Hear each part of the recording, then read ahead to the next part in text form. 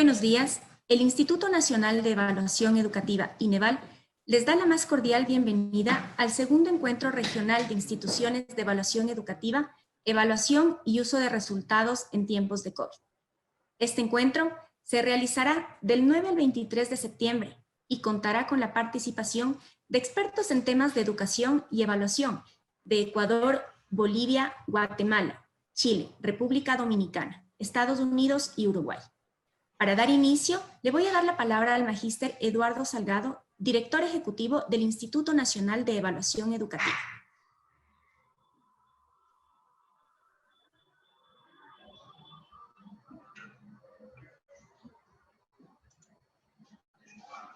Buenos días. Sean bienvenidas y bienvenidos a esta primera jornada del segundo encuentro regional de instituciones de evaluación educativa y evaluación y uso de resultados en tiempos de COVID-19.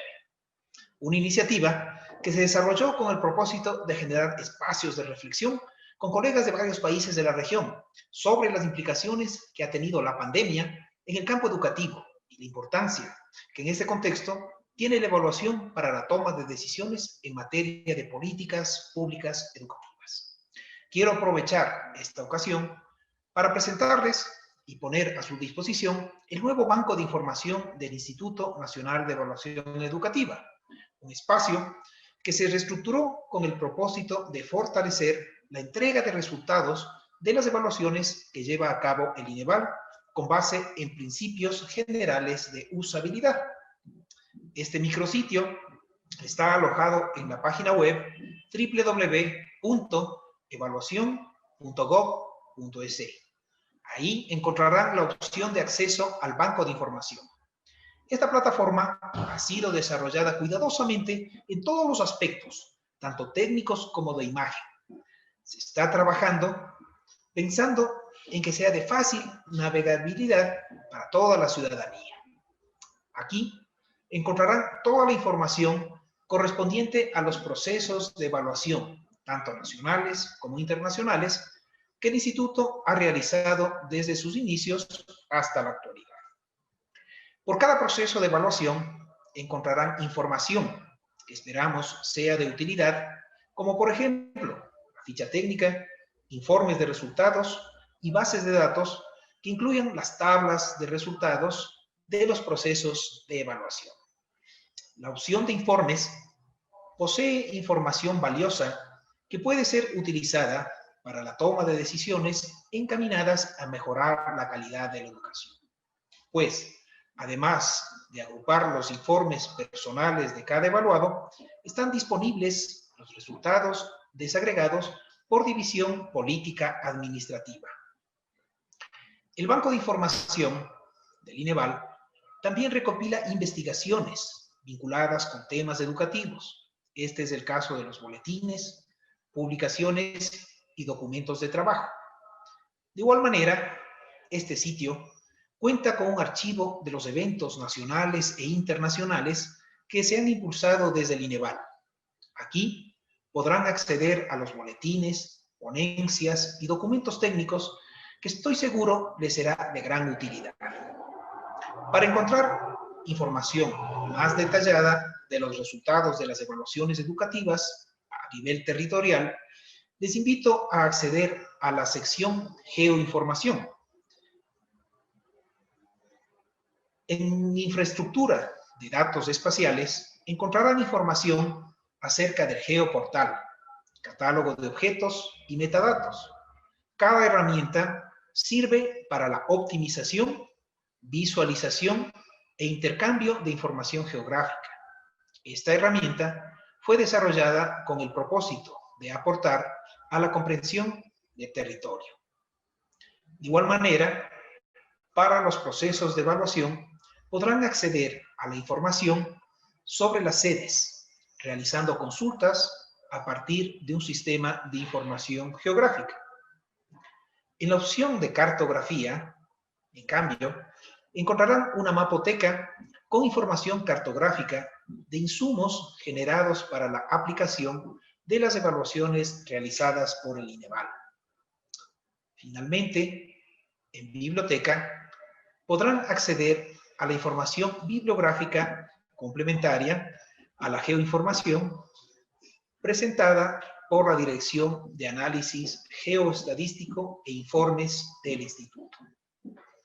Les invito a navegar en el banco de información del INEVAL y hacer uso de la información que está disponible para todos ustedes. Espero que esta herramienta de consulta les sea de utilidad y les permita tomar decisiones basadas en datos.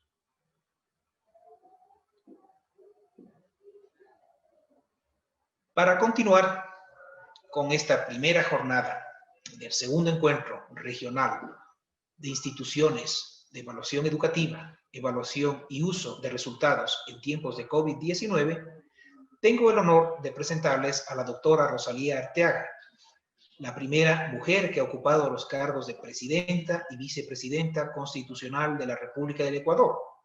Fue ministra de Cultura y ministra de Educación y es ex secretaria general de la Organización del Tratado de Cooperación Amazónica. Además, Rosalía es abogada, doctora en jurisprudencia, egresada de periodismo y máster en antropología. Fue secretaria general de la OTCA, miembro del Consejo Editorial de la Enciclopedia Británica, miembro del Consejo Directivo del CATI de la Universidad de Costa Rica. Actualmente es presidenta ejecutiva de la Fundación FIDAL, miembro de la Academia Mundial de Artes y Ciencias, se desempeña como miembro del Consejo Directivo de la Biblioteca de Alejandría en Egipto. Además, es miembro de honor de la Real Academia de Doctores de Europa y alta comisionada de la Panamazonía de Manaus, Brasil. Ha publicado varias obras literarias, entre ellas destacan Horas, Gente, Árboles de Cuenca, 5 poemas, Jerónimo, La presidencia y el secuestro de una protesta, Los otros Jerónimos, El secreto de la princesa, Hábitos nocturnos y Lecturas peligrosas. Sin lugar a dudas, la obra que ha merecido mayores ediciones y reconocimiento es titulada Jerónimo, que lleva ya 11 ediciones en español, 2 en inglés, auspiciada por la UNESCO, una en chino, una en braille, otra en portugués, otra español bilingüe, español-portugués y en italiano. Además, se ha editado en audiolibro por la Sociedad de No Videntes del Ecuador. Jerónimo ha merecido incontables comentarios de diversas personalidades como la gran escritora boliviana Yolanda Medregal. La saga de Jerónimo continúa con el libro Los otros Jerónimos, prologado por la escritora española Rosa Montero. Sus últimos libros son La princesa Martina y el chip de los idiomas, Conjuros, libro de poesía bajo el sello de editorial Edinú, el poemario sobre mujeres latinoamericanas Rosa Carmín y el más reciente, El duende de Itabaca y otros cuentos. En esta ocasión, Rosalía Arteaga intervendrá con su charla sobre educación y comunicación en tiempos de COVID-19. Rosalía, ¿sí?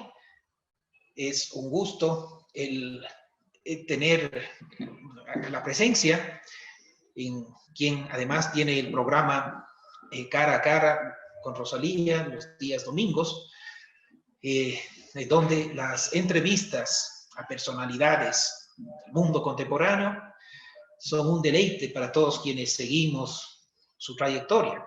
Este fin de semana tuvimos el honor de escuchar a Mohamed Yunus, Premio Nobel de la Paz, quien nos contaba justamente cómo tenemos que enfrentar el COVID-19, la pandemia, la emergencia que estamos viviendo. Fundación FIDAL es miembro del ANIE, Agenda Nacional de Investigación Educativa, cuyo fin es mejorar la calidad de la educación. Nosotros también, como INEVAL, miembros del ANIE, participamos en esta agenda cuyo fin es la mejora de la calidad de la educación. Este es un espacio de esta reunión, este evento académico. Lo que queremos es tener los puntos de vista de todas las personas involucradas en la educación, autoridades, padres de familia, directores, profesores, ¿sí? Alumnos, familias, ¿sí? Expertos. También queremos contar con su punto de vista para tener más claro el panorama, y en particular nosotros como INEVAL nos interesa saber realizar las evaluaciones, las investigaciones necesarias para mejorar lo relativo a la calidad de la educación. Creemos que con esta pandemia los objetivos que la UNESCO se planteó para el 2030 van a ser afectados de cierta manera. Por eso nosotros queremos tener las evaluaciones respectivas para ver cómo salimos con la educación de mejor manera. Rosalía, es un gusto para el INEVAL contar con tu presencia en este primer día. Muchas gracias al director ejecutivo del INEVAL. Estamos solucionando un problema técnico de conexión para poder conectarnos con la doctora Rosalía Arteaga. Mientras tanto, queremos recordarles que del 9 al 23 de septiembre se realizará el segundo encuentro regional de instituciones de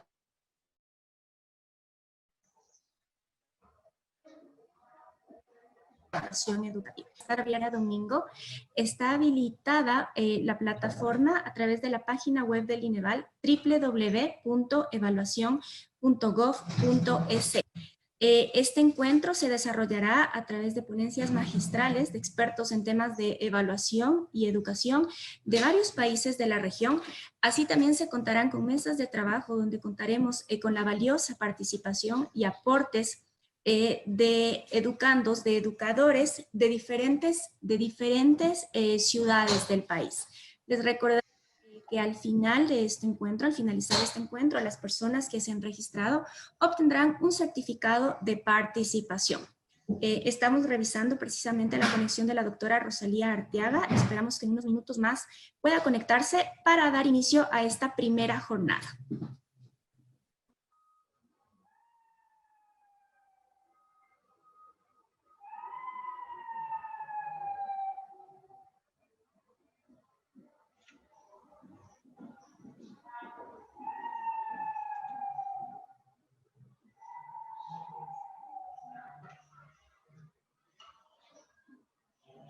Rosalía, muy buenos días. Recibe un cordial saludo de parte del equipo del INEVAL. ¿Nos escuchas? Buenos días, ¿cómo está? ¿Qué tal, Rosalía? Qué gusto tenerte. Muchísimas gracias por participar en esta reunión, que el objetivo es preparar lo relativo a las evaluaciones, ver qué están haciendo en la región también los otros institutos de evaluación, contar también con la presencia de profesores, padres de familia, directivos, sí, para enfrentar de la mejor manera lo que está la pandemia, en el caso, el efecto que está teniendo, el impacto que está teniendo en el caso de la educación. Como creemos que para el 2030 los objetivos que se ha planteado la UNESCO posiblemente no avancemos a cumplirse, a cumplirlos. Entonces, queremos medir justamente esos impactos y darle con los datos de evaluación las mejores datos para que las tomadores de decisiones, en este caso el Ministerio de Educación, autoridades mismo, tomen las mejores decisiones para salir adelante en la educación de lo que queremos, en la mejora de la calidad de educación en el país. Dejo el micrófono contigo, Rosalía. Adelante, por favor. Un momentito. ¿Estamos ya al aire? Sí. Un momentito, por favor.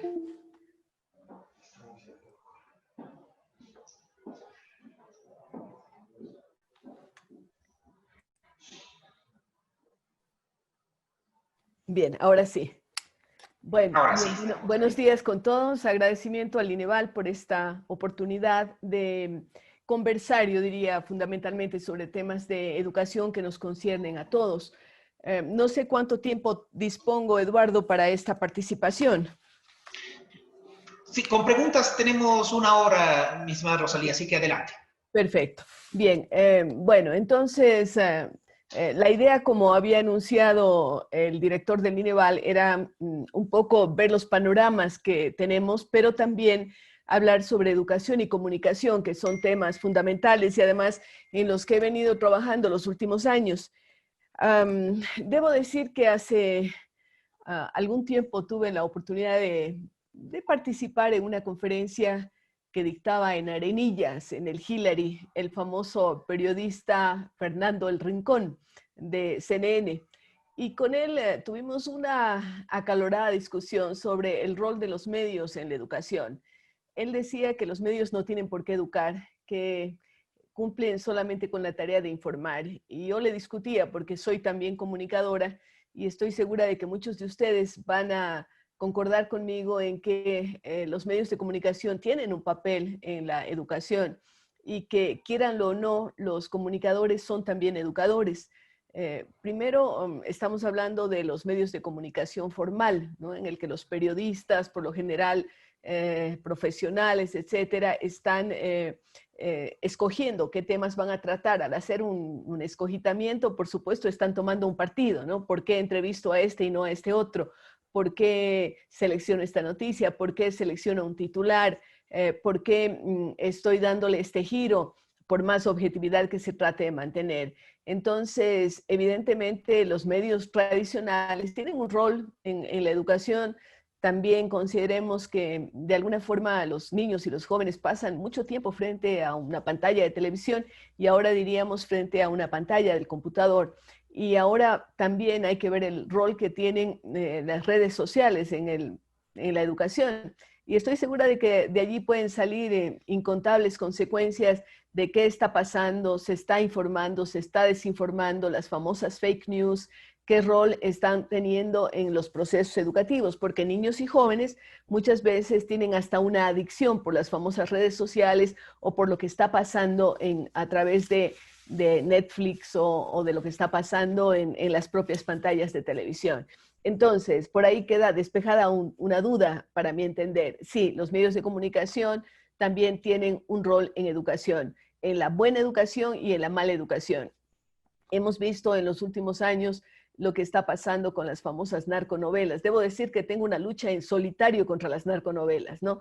Porque me parece que están formando y deformando la mentalidad de niños y jóvenes. Aparecen por ahí los capos del narcotráfico.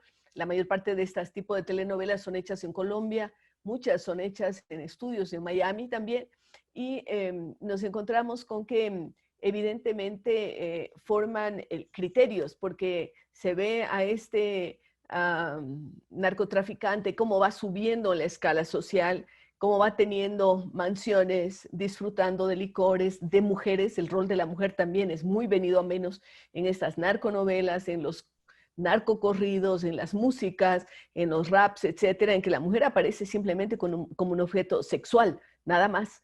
Y eso es gravísimo. Entonces, con esas narconovelas se está influenciando en que los niños, a lo mejor que no ven otro camino para salir adelante, para tener recursos, para darle dinero a su familia, ven a estos como unos ídolos, ¿no? Y como unos modelos a seguir. Y en este sentido estamos hablando de una deformación terrible. Yo creo que ojalá las autoridades de la educación, respetando los principios de libertad de expresión, porque yo soy totalmente a favor de la libertad de expresión, pero tampoco podemos permitir esa deformación. Y ahí creo que las asociaciones de padres de familia, que a veces andamos preocupados de muchas cosas, pero también deberíamos preocuparnos de este tipo de situaciones y pensar entonces en cómo se puede enfrentar esta lucha, porque es una verdadera lucha, tal vez golpeando la puerta no solo de los canales de televisión, sino también de los anunciantes, ¿no? Es decir, ¿por qué los anunciantes están colocando propaganda de cereales, de mantequillas, de frutas, de jugos, de leche, etcétera, en este tipo de programas. Es un absurdo. Entonces, canalicemos mejor los recursos hacia programas que pueden ser educativos, formadores, de diversión también, pero de sana diversión.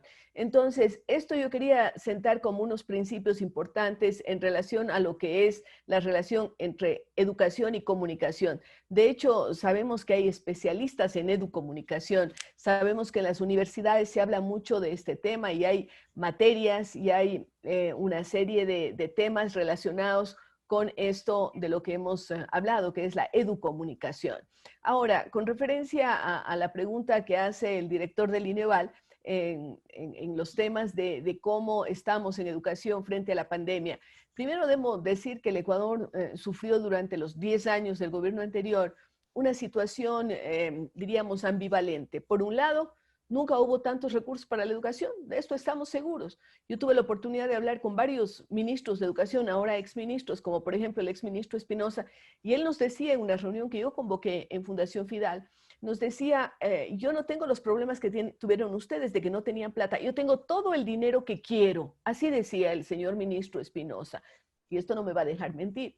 Y ahí estábamos varios exministros, Pazley, alguna exministra también, Yanes Cosío, me parece, estaba yo y Fausto Segovia, y nos quedábamos mirándonos la cara porque nosotros siempre habíamos padecido de que educación es el patito feo y cultura ni se diga, y siempre recibe menos presupuestos. Pero entonces, con todo ese dinero, por supuesto, hubo una inversión en infraestructura educativa. No me quiero meter con el tema de la corrupción porque parece que por allí también hubo sobreprecios para los colegios. Se crearon instituciones, el propio INEVAL, que a mí me parece saludable que exista un Instituto Nacional de Evaluación. Siempre he creído que tiene que haber evaluación. Los cómo y los cuándos, eso es algo que podemos discutir, pero la evaluación es saludable, tanto la autoevaluación como la evaluación externa. Esto de alguna forma tenemos que tenerlo presente los maestros, que siempre estamos trabajando con un público, que siempre estamos trabajando con los niños y los jóvenes, que en un momento determinado pueden ser los críticos frente a nuestra actuación. Entonces, hubo mucho dinero, evidentemente, pero se puso un énfasis enorme en infraestructura. Se cerraron establecimientos educativos con la idea de hacer unos grandes colegios, unas grandes unidades educativas, sin darse cuenta que eso acarreaba al menos dos problemas. El uno, dejar desguarnecidas a ciertas regiones en donde hay menos concentración de población y en donde los niños tenían a la mano la escuelita comunitaria. Decían, pero unidocente. Óigame, en los Estados Unidos, en Europa, siguen existiendo establecimientos unidocentes, no hay que satanizarlos, hay que pensar en cómo darles calidad y cómo darles refuerzos, sí, pero no cerrar las escuelitas unidocentes, no cerrar las escuelitas comunitarias. Tampoco, y ese es uno de los problemas, además las largas distancias de los niños y los jóvenes tienen que trasladarse. He visto que este gobierno hace esfuerzos por tratar de restablecer, esfuerzos no siempre exitosos, porque muchas escuelas se derrumbaron, fueron abandonadas. Además, me parece un cargo de conciencia en un país como el Ecuador, dejar que se destruyan equipamientos escolares, aun cuando sea esos sencillos, de alguna forma cumplían un rol, y la escuela era además el centro en torno al cual se desenvolvía la vida comunitaria en algunas pequeñas parroquias, en algunos pequeños poblados, caseríos, en donde la única infraestructura prácticamente que tenían era la escuela y la iglesia en algunos casos, ¿no? Entonces, qué importante era no destruir aquello, no apostarle solamente a los grandes establecimientos educativos que tienen otros problemas. Eduardo lo saben las personas. Cuando usted tiene un establecimiento educativo con 10,000, con 15,000, con 20,000 estudiantes, los problemas se multiplican. Usted allí más difícilmente va a poder controlar el uso de drogas, por ejemplo, o el bullying. Cuando yo, mamá, conozco al profe de mi hijo y el profe me conoce a mí, lo que es más importante, la situación cambia. Puede haber esa relación mucho más fluida entre padres de familia y maestros y ojalá autoridades educativas. Recordemos que la propia UNESCO dice, y también un grupo del que formo parte, que es el Grupo Atlantis, que es un grupo de exministros de educación, nos dice que 25% del éxito del establecimiento educativo y del futuro de esos niños que son alumnos de esa escuela, depende del director de la escuela, del director de la escuela. Qué importante es. Sin embargo, como decía, se apostó a esas construcciones mastodónticas y se descuidó un tema fundamental, capacitación de maestros. Y apuntamos problemas, ¿no? De desbaratamiento o de desmantelamiento de las escuelitas comunitarias. Segundo, las distancias que tienen que transitar los niños y los jóvenes, lo que hace que en muchos casos se haya dado deserción. Tercero, los grandes problemas en esos grandes centros se multiplican. Cuarto, el poco acceso de los padres de familia y de los propios niños y jóvenes en estos establecimientos enormes en donde no hay ese acercamiento a esa situación de orden personal. Entonces, se dejó esto queda por sentado, pero por otro lado, se descuidó el tema de la capacitación de los docentes. Y nosotros sabemos, quienes hemos sido maestros, quienes hemos estado en el aula, porque es muy diferente de quienes no han estado en un aula escolar, la experiencia es totalmente enriquecedora, que el maestro es fundamental. Usted puede no tener el pizarrón de tiza líquida, puede no tener los elementos de laboratorio fundamentales, puede no tener las computadoras. Ya vamos a hablar de lo que está pasando concretamente ahora con el COVID-19, pero estoy hablando del antes del COVID-19. Usted podía no tener una serie de estos elementos, pero si tiene un buen maestro, el buen maestro hasta inventa las cosas, hace que las cosas sucedan, genera material didáctico reciclando, es más creativo, hace una serie de cosas fundamentales. Yo nunca olvido una situación hace mucho tiempo, cuando había dejado el Ministerio de Educación, visité Cuba y en Cuba sabían, porque conocían mi currículum, que yo tenía una especial preocupación por el tema de la educación especial, por haber tenido un niño con síndrome de Down. Y ellos me dijeron que queremos mostrarle los laboratorios para niños especiales. Y claro, uno cuando le hablan de laboratorio piensa en redomas, en frascos, piensa en computadoras, piensa en una serie de cosas. Y cuando fui, encontré allí una especie de salita muy modesta en donde había unos niños y una profesora. El material didáctico que tenían eran unos agujones grandes, me parece que eran hechos de madera, con unos orificios, ¿no? El ojo de la aguja, ¿no? Bien grandes, y los niños por ahí deslizaban una especie de hilos gruesos, ¿no? Como de lana. Ese era el laboratorio. Estaban trabajando en motricidad fina para niños especiales. A que se den cuenta entonces, nosotros podemos generar laboratorios en donde prácticamente no hay nada, pero qué importante es que esos maestros estén motivados, sean vocacionales, porque también ese es otro tema, que a veces nos enfrentamos que la gente se dedica a ser maestro porque no tiene otra cosa que hacer. Y en esta carrera del magisterio tiene que primar la vocación, la pasión por la educación, la necesidad realmente de trabajar con esa maravillosa materia prima que son los cerebros de los niños y de los jóvenes. A eso tenemos que apostarle, eso tenemos que mirar cuando hablamos de reclutar profesores. Y esos profesores tienen que estar capacitados. Tienen que estar capacitados en las materias que dictan, si están ya en educación media, diríamos así, pues el profesor de física tiene que primero saber física, el profesor de matemáticas tiene que saber matemáticas, el profesor de literatura tiene que saber literatura y tiene que gustarle leer, de lo contrario va a ser pésimo profesor. Si no le gusta leer, ¿cómo va a recomendar a sus chicos que lean? Pues eso se nota, eso se ve en la epidermis, ¿no? En la epidermis vemos que efectivamente no hay ese amor por los libros, nunca le ven con un libro bajo el brazo. En fin, el profesor de educación física tiene que gustarle educación física, el de matemáticas igual. Entonces, tiene que haber ese tema vocacional y saber su materia y saber cómo enseñar, que eso es diferente. Y ahí vamos a ir al tema del coronavirus y los desafíos que nos está presentando. Efectivamente, como decía, no hubo esa preparación. La educación ya estaba en crisis antes del coronavirus, como la economía ecuatoriana estaba en crisis antes del coronavirus. Eso no podemos desconocerlo. Sabemos que el país ha estado endeudado, se han despilfarrado recursos. El tema de la corrupción es casi endémico, brutal, yo diría. Ahora estamos empezando algunos a recobrar la esperanza cuando vemos que sí hay fiscalía, que sí hay jueces que están actuando apegados a derecho, no a lo que les guste o no les guste, apegados a derecho, porque esa es la tarea de los jueces, de los fiscales, de la gente que está en el ámbito de la justicia, del aparato judicial ecuatoriano. Entonces, sabíamos que había problemas, la situación económica mala, la corrupción como una pandemia, el tema de las escuelas, el tema de la salud pública, etc. Tuvimos en octubre una situación complicada, una complicada, una situación de convulsión nacional como nunca se había vivido en el Ecuador. Y por supuesto eso también debilitó el aparato económico y también remeció las estructuras sociales del Ecuador, pero el aparato económico también sufrió porque hubo semanas en donde evidentemente no se podían sacar las exportaciones, no se podía cobrar impuestos, paralizado el país.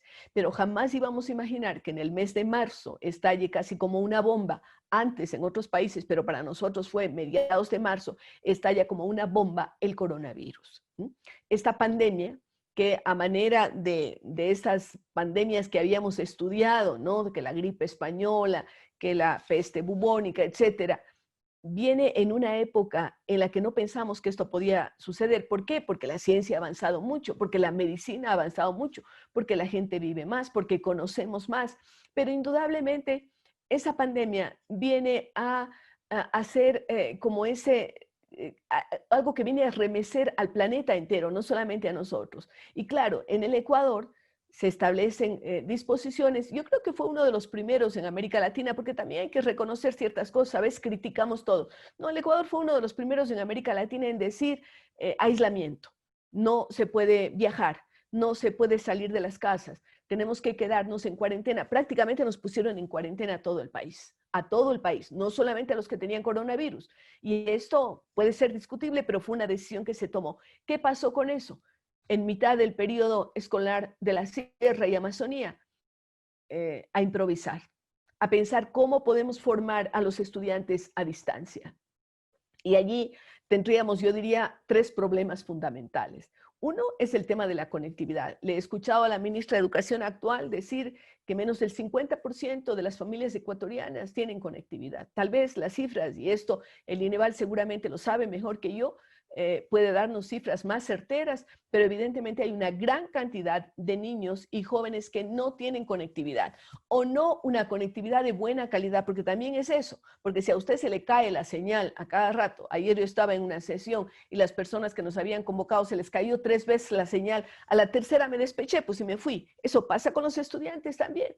Si se le cae la señal a cada rato, tampoco es posible exigir que los chicos estén conectados a la clase. Conectividad. El otro es computadoras. También sabemos que una buena cantidad de niños, y lo que es más grave, profesores no tienen computadoras, porque también estamos asistiendo a que se necesita una computadora o un artefacto, un equipamiento personal, porque no es cuestión de decir hay una computadora por familia. Probablemente el papá y la mamá están haciendo teletrabajo y utilizan esa computadora, se ayudan con su celular. ¿Y qué pasa con los niños que tienen que asistir a clase? Y eso en el mejor de los casos, porque hay casas en donde no hay ninguna computadora, en donde hay 0 conectividad. 2 problemas bastante serios con los que tiene que lidiar el país. Y el tercero, capacitación a los maestros. Volvemos a lo mismo, la centralidad del maestro, el saber que el maestro tiene que estar capacitado y no es igual, créanme que no es igual dar clases online que hacerlo presencialmente. Esto lo sabemos todos.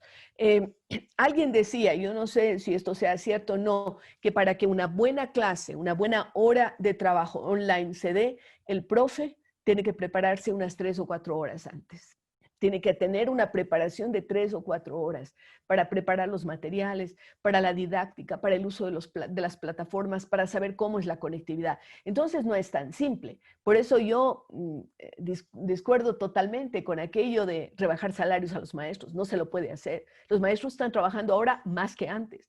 En muchas áreas estamos trabajando más que antes. Pero decía, es indispensable que el maestro conozca el uso de plataformas, sepa cómo aplicar la didáctica, la metodología. Yo debo decir, en cuanto estuvimos abocados a este problema y como teníamos que convocar en mayo a unos cursos de una escuela de liderazgo, ¿qué hicimos rápidamente? En la Fundación Fidal, todos nos inscribimos en un curso de la UNID para ser profesores online. 10 personas de la fundación, incluidos los profes, y 10 personas que son nuestros tutores, porque también creamos la figura de los tutores para fortalecer a los estudiantes. Entonces, 20 personas, tutores online, profesores online, de tal manera que podamos enfrentar estos retos que nos depara la pandemia. Entonces, tenemos también estos 3 ingredientes que he mencionado: conectividad, equipos y capacitación de los maestros. ¿Qué es lo que está haciendo el Ecuador? Entendemos que está tratando de suplir estas faltas. Nosotros mismos como Fundación Fidal hemos apoyado al ministerio sin ningún costo. y sin figuración de Fundación Fidal. Hemos apoyado al ministerio en el tema de conseguir que una empresa británica apoye a 20.000 profesores capacitándolo en el uso de las tecnologías y acceso a repositorios. Esto fue una conquista de la que me precio. Por otro lado, hemos apoyado al ministerio a través de la Fundación Confuturo de UNIR y la Fundación Barkey de Dubái para que se capaciten directores de establecimientos educativos en la provincia de Manabí. Yo creo que cada uno tenemos que ir aportando, pero si no tenemos esos elementos fundamentales, es difícil que podamos tener una educación de calidad. Por eso es que UNESCO y Naciones Unidas en general están hablando de un retroceso de 10 años en educación. 10 años, esto es gravísimo. En el Ecuador puede ser que sea más y eso implica un retroceso prácticamente de una generación. Grave, muy grave. ¿Cómo enfrentar estos temas? Yo creo que hay que empezar a dividir responsabilidades. No todo el mundo puede hacer todo. Yo he visto que, por ejemplo, si es que los municipios, los consejos municipales, los cabildos, están inmersos en la solución de un problemita como es la conectividad, podríamos conseguir fácilmente que el Ecuador tenga cobertura total. Cada municipio, cada junta parroquial, cada autoridad local, es decir, que las autoridades locales asuman la responsabilidad de la conectividad para que cada autoridad local consiga acuerdos con los proveedores de conectividad, que consiga la forma en que ni un solo niño, ni un solo adolescente, ni un solo joven, es decir, ninguna familia ecuatoriana se quede sin conectividad. Hemos visto a los niños trepados en los árboles en Manabí, algunos que tienen que caminar kilómetros acompañados de sus papás para encontrar en algún lado donde haya señal. Yo sé que hay municipalidades, he visto Manta y otras, que están haciendo esfuerzos, pero esto debería ser un consenso general. La Asociación de Municipalidades Ecuatorianas, la AME, debería ponerse eso como una estrategia fundamental. Olvidarse de que la gente, de que todos estén comprando mascarillas, de que todos estén comprando geles, de que todos estén metiéndose en los hospitales. Esa es tarea del Ministerio de Salud. Tenemos que dividir las funciones y además, si es que todo el mundo empieza a hacer todo esto en esta época de confusión, hay más espacio para la corrupción que tenemos aquí en el Ecuador. Los consejos provinciales deberían, atendiéndose a lo que dice la ley, el COTAD, la ley que rige precisamente a los gobiernos provinciales, asumir su rol de fomentar la productividad, de hacer que los emprendimientos funcionen, de buscar forma de que en sus circunscripciones territoriales, es decir, en cada provincia, no se acaben los trabajos, fomentar el empleo. Yo creo que eso se lo puede hacer hasta creando juntas de vecinos, formas de trueque, en fin, hay un millón de formas de hacerlo. Y por supuesto, dejarle al Estado ecuatoriano en el área de salud, que es un área muy seria, muy clave, estratégica, que sea el Ministerio de Salud el que asuma lo que tiene que hacer y que sea el Ministerio de Educación el que capacite a los maestros, el que dé los lineamientos generales como rector, como ente que está a cargo de la política educativa. El Ministerio de Educación también debería optar por otros temas que no son solamente online, porque lo online ya vemos que tiene unas ciertas dificultades. El Ecuador tiene varios canales de televisión públicos. Me he dado el trabajo de ver en las noches Gama TV y me da vergüenza de ver esas novelas procaces que se pasan en horas de la noche. No sé qué están pasando en la mañana porque no he tenido tiempo de verlo, pero ¿cómo es posible que Gama TV, Ecuador TV, Telecentro no estén pasando el día entero televisión educativa? El día entero, no solamente un programita por aquí, otro por allá, como lo están haciendo a veces inclusive los sectores de la educación, de la televisión privada. Esos canales deben ser tomados por el Ministerio de Educación. La radio pública tiene que ser una radio educativa. Estamos en emergencia nacional, estamos en emergencia mundial. No podemos dejar que esto quede simplemente al arbitrio de quienes están tratando de llenar una rejilla y tener esa rejilla cubierta con cualquier tontería. A mí me parece que allí tiene que haber una frontalidad de decir, el ministerio maneja estas áreas y el ministerio se hace responsable de los contenidos.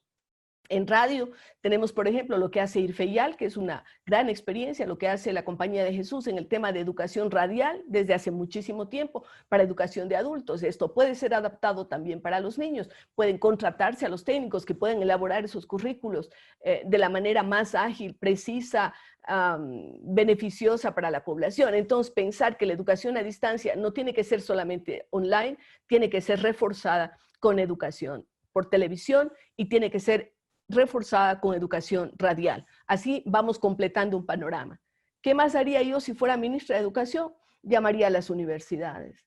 Todos los estudiantes de los últimos años tienen que transformarse en tutores de los niños, sobre todo los niños, pero también de los jóvenes. Y no me refiero solamente a estudiantes de pedagogía, ellos en primera instancia, por supuesto, o de filosofía, pero también habrá estudiantes de física, de química y de biología y de otras carreras que pueden estar perfectamente, me refiero sobre todo a los estudiantes de las universidades públicas, dando su contingente al país. Estamos en una crisis, todo el mundo tenemos que poner de nuestra parte. ¿Por qué no generar tutoriales, así como hay la medicina rural, establecer una obligatoriedad para los estudiantes de las universidades para que puedan ser esos tutores de tal manera que descarguen al maestro de toda esa carga excesiva que está depositado en ellos, que asesoren a los padres de familias, que llamen a los estudiantes, que se interesen por cómo hacer una tarea, por cómo crear una solución, por cómo trabajar en equipo, etcétera. Entonces, vean ustedes que podemos ser creativos también en época de crisis. La época de crisis nos obliga a tomar decisiones que son estratégicas, que son coyunturales, pero que pueden quedar perfectamente como políticas de Estado. Yo diría que por allí vamos apuntando a algunas soluciones en esta época, en donde estamos viendo además que uno de los problemas serios que viene atado, porque las cosas no vienen solitas, uno de los problemas serios que viene atado a lo que he manifestado es el tema de la deserción escolar, junto con el tema de cuántas horas deben estar los niños sentados frente a una pantalla. Voy por esto segundo. Indudablemente, las clases online son diferentes. Nosotros sabemos que sobre todo los niños chiquitos, los 10 primeros minutos captamos su atención y después estarán pensando en pajaritos o en cualquier cosa. Entonces, no podemos pensar en tener a los niños 8 horas diarias sentados, ni siquiera a los jóvenes, ni siquiera a los adultos.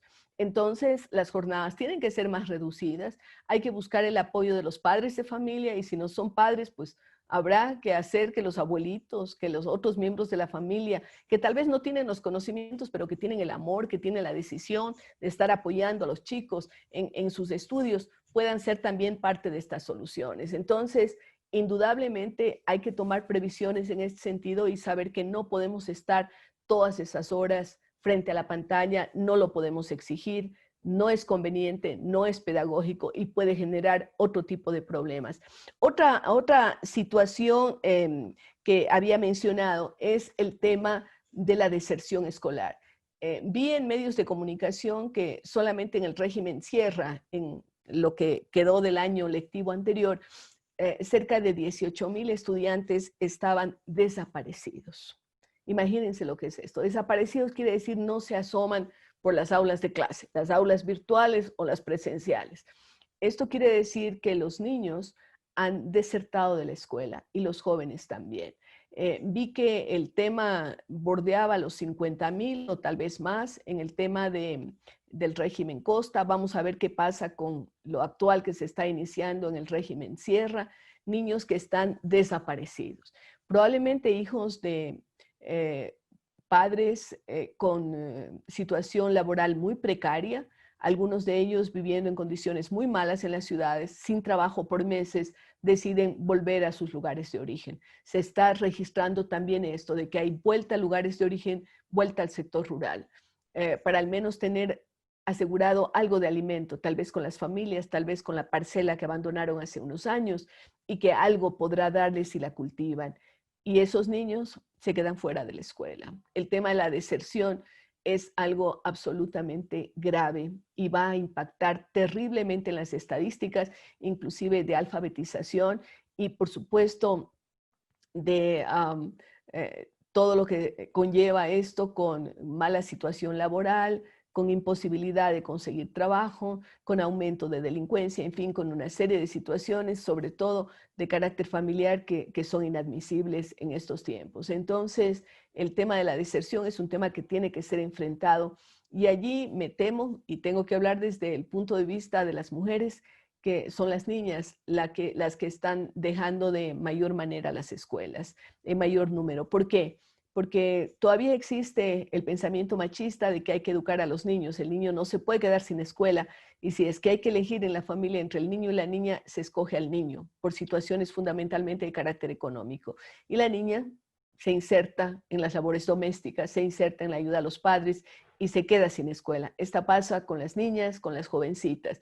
Si a esto sumamos que el Ecuador tiene un índice, un récord en embarazo adolescente e infantil, si también estamos con dramas en todo lo que tiene que ver con el maltrato doméstico que se ha incrementado, estuve hablando con la representante de ONU Mujeres en el Ecuador, Viviana Ido, y ella comentaba que efectivamente se ha incrementado los abusos y que se recibían más de 200, 300 llamadas diarias para denunciar, y eso las que podían denunciar, porque si están al lado del agresor es muy difícil utilizar un teléfono, utilizar una llamada de auxilio, porque indudablemente tienen miedo a las represalias. Entonces, estamos frente a una situación bastante compleja. Frente a esto, yo he planteado algunas soluciones, las que tienen que ver fundamentalmente con la educación, la provisión de aparatos, tiene que hacerse un trabajo conjunto con la empresa privada, ver que quienes tienen más tienen que aportar más, que tiene que haber mayor solidaridad, a lo mejor hacer una gran campaña con bancos, con instituciones financieras, con otro tipo de empresas que tal vez ya no están todos sus trabajadores en las oficinas porque están haciendo trabajo desde la casa, teletrabajo. A lo mejor hay más computadoras disponibles, hay más posibilidades y estas pueden ponerse a disposición de los niños. Si es que se hace ese trabajo coordinado con las municipalidades, con los consejos cantonales, con las juntas parroquiales, podríamos tener un panorama mejor y no estar hablando de esos dramas tan terribles a los que seguramente estamos ya abocados y estaremos abocados en el futuro. Estas son algunas de las líneas que yo quería conversar en este momento, pues y estoy dispuesta para responder las preguntas. Muchísimas gracias. Muchas gracias, Rosalía. Muy clara. Estamos totalmente de acuerdo. Tu punto de vista es realmente necesario el escucharte. Qué lindo, te felicito. Estas soluciones ante la crisis que estás dando para el país, para mejorar ministerios, organismos, instituciones de evaluación de la región. Estamos conversando justamente para ver cómo mejoramos la nueva normalidad. Es necesario ser creativo. Al respecto, también consideramos de que debe haber una mayor solidaridad. Tú haces referencia de los bancos, sí, también las instituciones privadas, los equipos que tienen. Es necesario también compartir con quienes no tienen. La presa es muy grande en estos momentos. Hemos visto justamente en la parte de Amocó, tienen que ir al pueblo para tener una señal de celular y recibir los deberes de que les envían sus profesores. En ese aspecto coincidimos totalmente de que para esta nueva normalidad debe cambiar el chip de los ecuatorianos, ser más solidarios, justamente de compartir con quienes no tienen. Muchísimas gracias nuevamente, sí, de tu punto de vista privilegiado. Realmente lo que nos comentas, lo que tiene que hacer respecto a la educación, los temas de comunicación en general, es un punto decisivo. Todo lo que tiene el apoyo de los medios de comunicación para la educación. Yo recuerdo un caso un portero que ganó premio momento, creo que era Etiopía o Sudán, y estaba ahí un buitre, que él no hizo nada. Y decía, no, o sea, los reporteros no tenemos que interaccionar, sino solamente tomar una, que involucrarnos, no dejar, digamos, solamente la foto, sino esta interacción, poner nuestro grano de arena justamente para mejorar esta parte de la educación. Nosotros en INEVAL somos el toque que damos los datos a los tomadores de decisiones, padres de familia, autoridades, también para mejorar la educación. Eso es lo que hacemos en las evaluaciones. Sabemos, justamente hemos visto todas que el profesor es importantísimo para la calidad de la educación, en eso, la acción de nosotros lograr optimizar esos recursos de cada dólar, cuánto es mejor, siempre hago esa referencia, es mejor unos $500, digamos, en capacitación antes que los 1.000. Vemos que mucho más efecto esta capacitación. Nosotros estamos atentos y viendo justamente el impacto que está teniendo en educación y dando para mejorar esta situación, el impacto que va a tener el COVID sobre la educación. Y paso para José con unas preguntas, Rosalía. Adelante, José.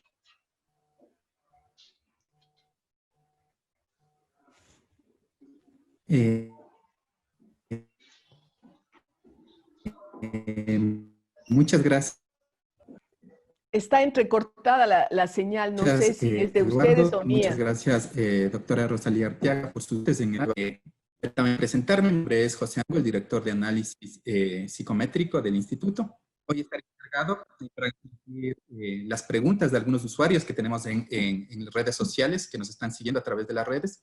Antes de iniciar, quiero comentarles que tenemos una gran acogida. Tenemos la presencia de docentes, de padres de familia, de personas que forman parte de la comunidad educativa que están conectadas durante esta primera jornada. Una de las primeras consultas que nos realizan está dada por Fernando Zacoto, quien nos consulta. ¿Qué proceso debería seguir el Ministerio de Educación para, entre comillas, obligar a los medios de comunicación y programas educativos que estén apegados al currículo nacional?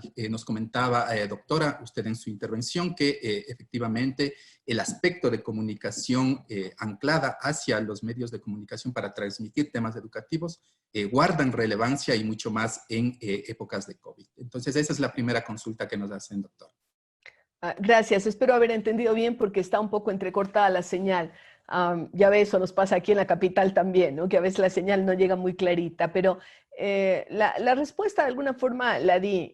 Primero, me parece que el Ministerio de Educación debería manejar todo lo que son medios públicos, porque esta es una emergencia nacional y deberían ser dedicados solo a educación. Con eso ya tenemos al menos 3 canales nacionales, tal vez más, tal vez algunos locales, tendremos una radio pública, la radio de la asamblea, etcétera, que deberían dedicarse a educación, porque este rato lo que más necesitamos es fortalecer esa área.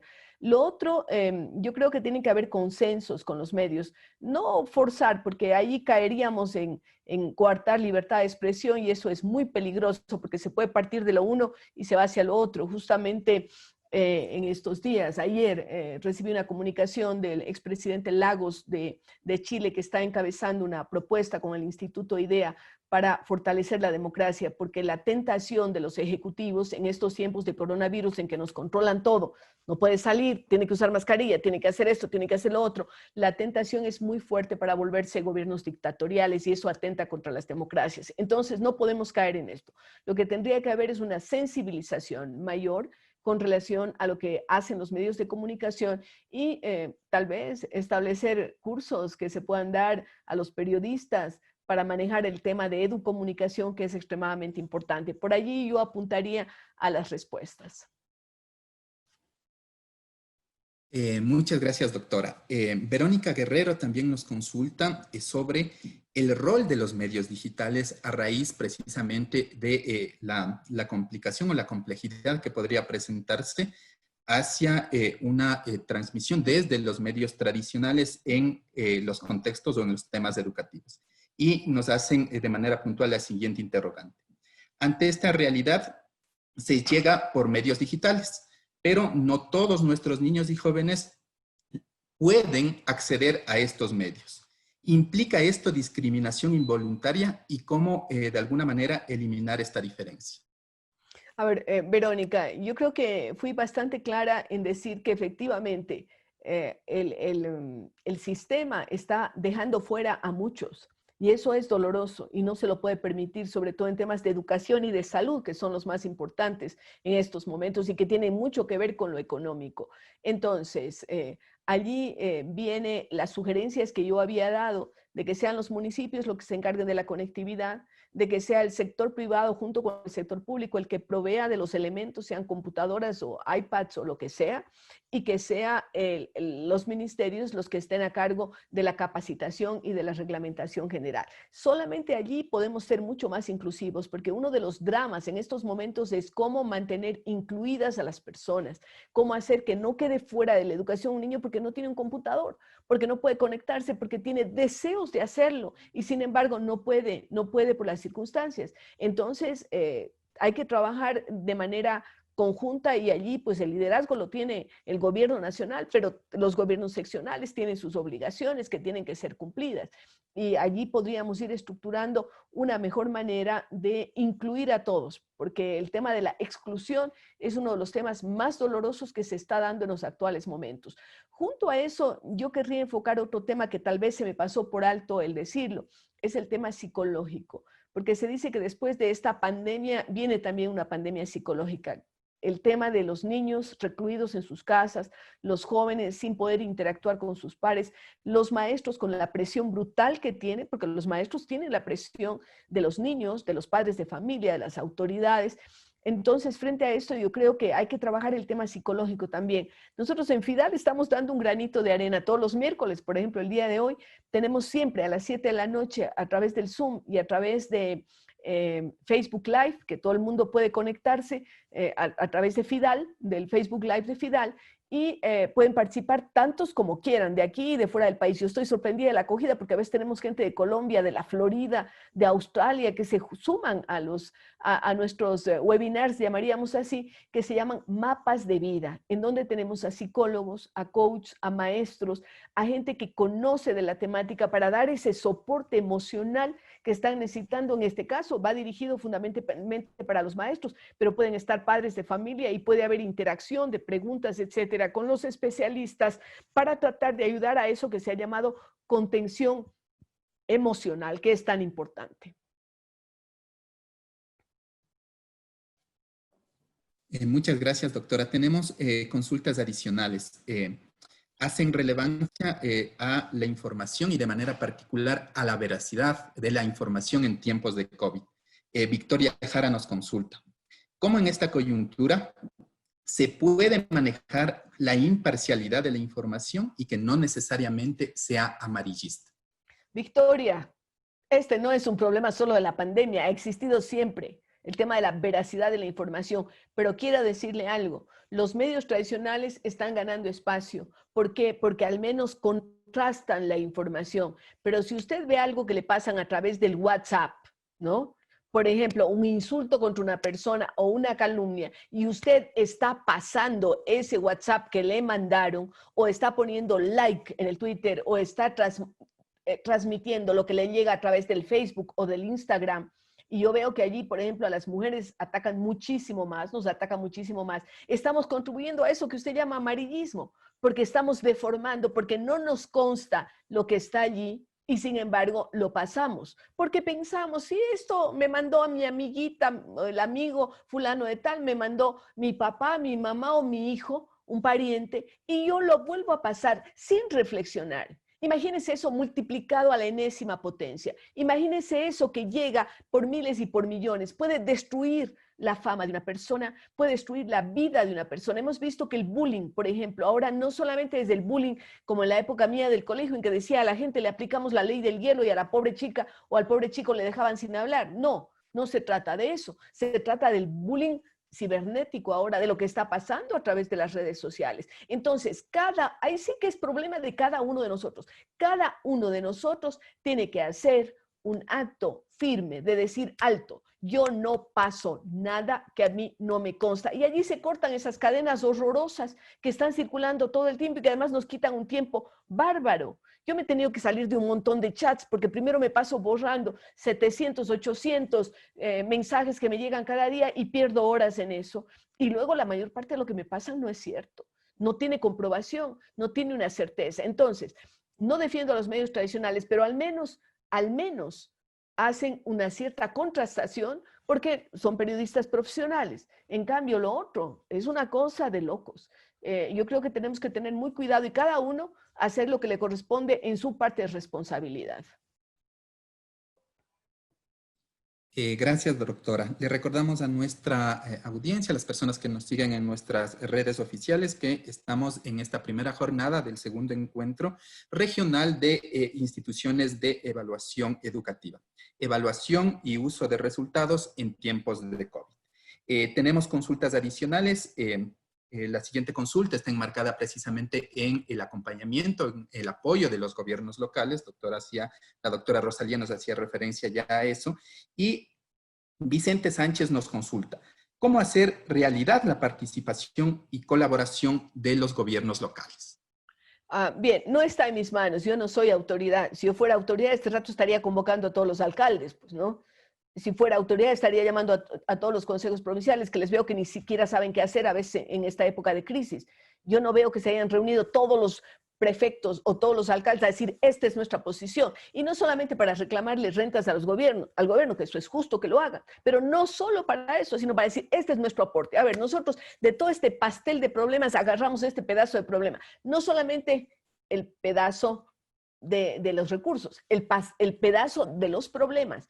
Entonces, por una parte están las autoridades, pero creo que también nosotros como ciudadanos comunes y corrientes podemos hacerlo. A lo mejor decir, bueno, nos reunimos virtualmente, no estoy diciendo que salgan a correr ningún peligro, pero nos reunimos. Las personas que vivimos en esta junta parroquial y que tenemos este presidente de la junta, o nos reunimos en la ciudad, no sé, de Ambato o de Riobamba, y vamos y le pedimos al alcalde, a ver, alcalde, ya le estamos pidiendo al gobierno un montón de cosas, pero usted denos conectividad. No podemos quedarnos sin conectividad. Entonces, yo creo que esa presión, de una buena manera, no estoy diciendo ni paros ni cosas, sino de una buena manera, razonada, con un pliego de decir, esto es lo que nosotros queremos. Nosotros somos padres de familia que vivimos en su cantón y además somos sus votantes, somos los que lo hemos elegido. Y usted tiene el derecho de atender, ¿no? Tiene la obligación, nosotros tenemos el derecho de pedir y usted tiene la obligación de atender. Entonces me parece, Vicente, que cada uno tenemos que dejar a veces esa zona de confort en la que estamos y decir las cosas. Si no nos hacen caso, habrá que buscar otros mecanismos, pero para eso hay instancias a las que se pueden seguir solicitando.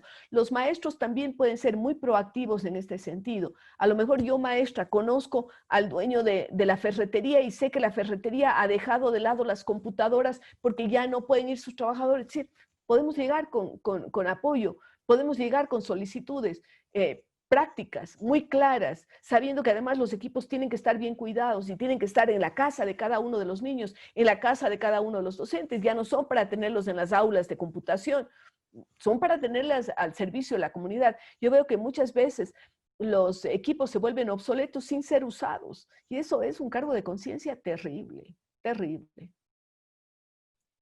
Claro. Tenemos consultas adicionales. Se han tratado ya temas y hacía referencia, doctora, a el tema de la contención emocional. Tenemos una consulta enfocada en ese ámbito y Lorena Betancourt nos consulta. ¿Qué recomendaciones le daríamos a las familias que tienen niños en etapa preescolar y sus padres trabajan? A ver, ese es un drama y también ahí estoy viendo que las mujeres llevamos la peor parte porque somos las mamás las que a veces renunciamos al trabajo por quedarnos con los niños. Lo estoy viendo en mi propia familia, ¿no? Estoy viéndolo. A ver, ¿qué recomendaciones? Si es que hay hermanitos en diferentes edades, hay que buscar que los más grandes apoyen a los más chiquitos.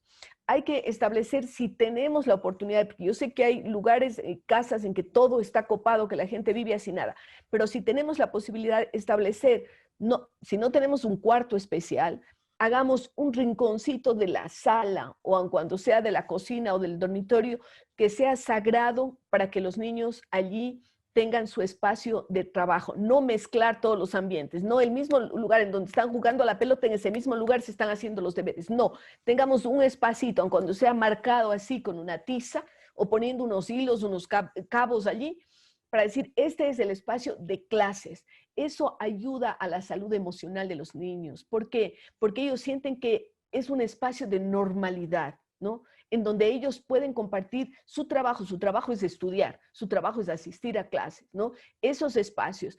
Luego, si es que no podemos papás y mamás quedarnos, hay que buscar el apoyo de familiares que sí pueden hacerlo. Abuelitos y abuelitas pueden ser extremadamente valiosos en estos momentos. A lo mejor ellos tienen menos ocupaciones, no están trabajando full time y entonces pueden ser las personas que al menos supervigilen la tarea de los niños y de los adolescentes.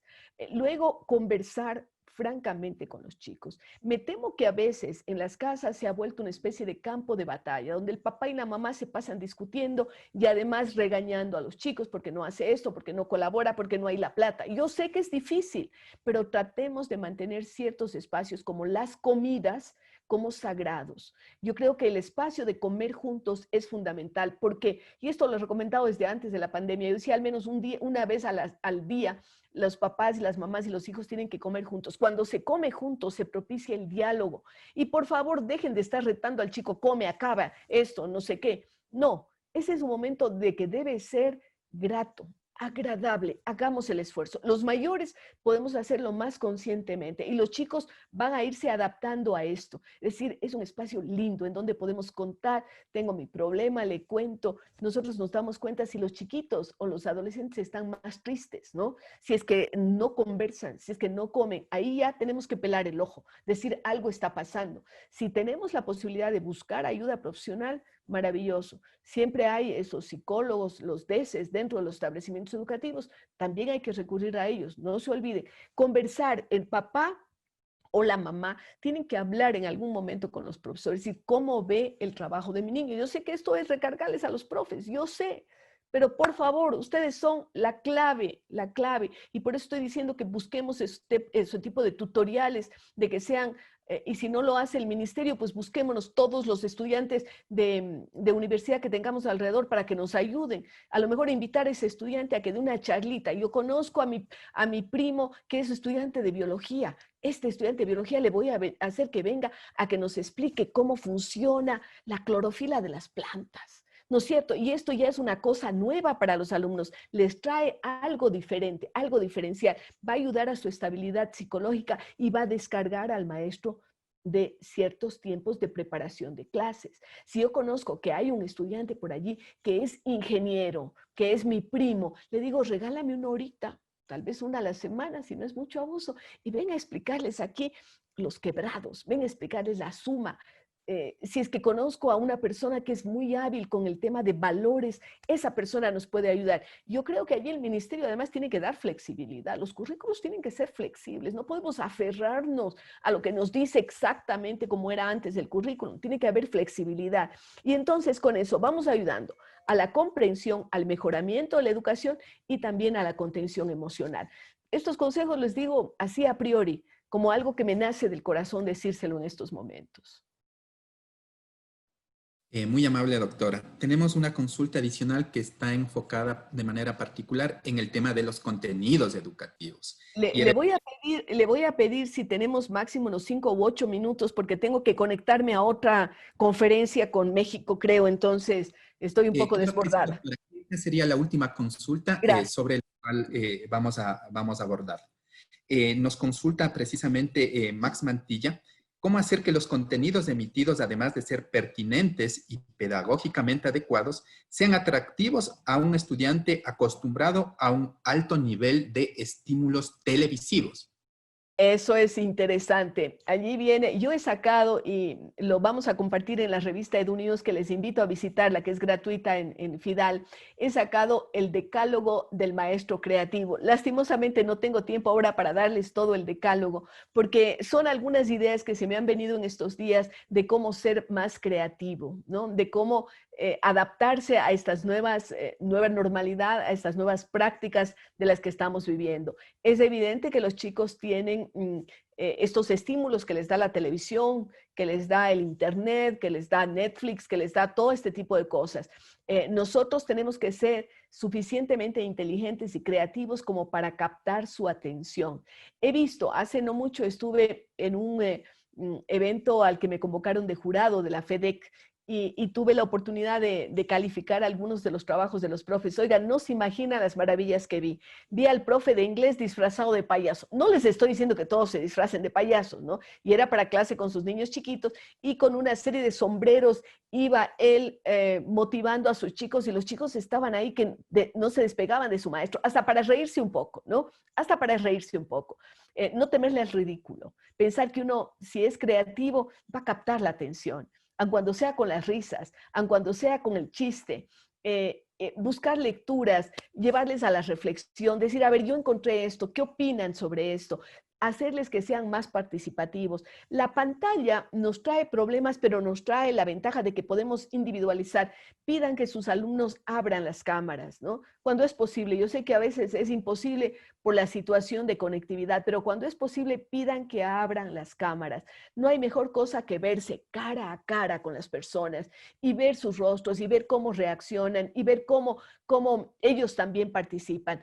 Utilizar todos estos mecanismos tecnológicos. Ahora, pues he visto, yo no soy muy ágil con esto, pero he visto una profesora Paola que tenemos en el Centro de Formación para el Futuro, que son cursos de liderazgo para jóvenes, y también participa en un programa de migrantes, que de pronto ella mismo divide, hace los grupos rápidamente a través de las plataformas o del Zoom o del Teams, y va generando equipos de trabajo y va generando formas de creatividad fantásticas. Como digo, quedo en deuda en algún momento, pero ustedes pueden leerlo en la revista EduNews, que va a salir en este mes de septiembre, el decálogo para el maestro innovador. También quiero aprovechar, ya que esta es mi última intervención, para hacerles una invitación. Nosotros, como FIDAL, convocamos al concurso para premiar al mejor maestro del Ecuador y de Iberoamérica. Con mucho esfuerzo estamos manteniendo el premio de $10,000 para el mejor maestro del Ecuador. Lo vamos a dar en las ceremonias que se van a llevar a cabo los días 15, 16 y 17 de octubre. Van a ser 3 días. Antes hacíamos una ceremonia grande de un día, pero ahora hemos dividido una horita cada día, de 6 de la tarde a 7 de la noche. Ustedes lo van a ver en FIDAL. Vamos a estar en YouTube, en Facebook, en Instagram Live, en Zoom también. Y vamos a premiar a los mejores maestros, 15, 16 y 17. Van a ser ceremonias lindas, con música y con la satisfacción de conocer quién es el mejor profesor del Ecuador, que esto va a darse a conocer el día 17 en la última ceremonia. Así es que quedan invitados ustedes. Muchísimas gracias a todos, y sobre todo a Ineval por haberme hecho esta invitación.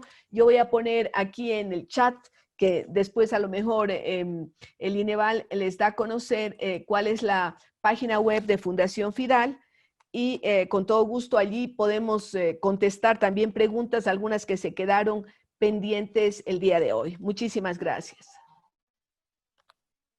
Muchas gracias, doctora. Agradecemos también la participación de todas las personas que han estado conectadas durante esta mañana y esta primera jornada. Muchísimas gracias, Rosa, muy gentil.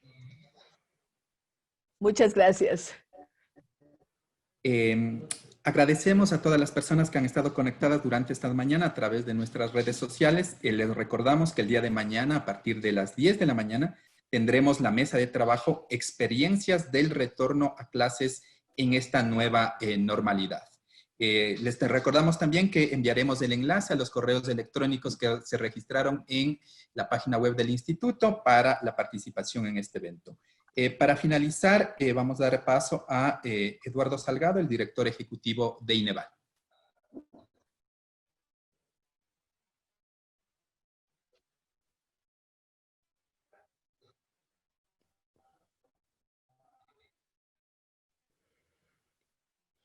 Se cortó. Me parece que está con algún problema de conectividad. muchísimas gracias. Parece sí.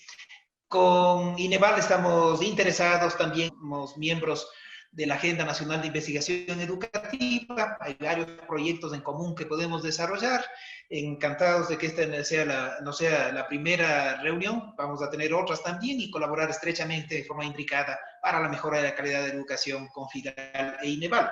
Cambiar esta situación es posible.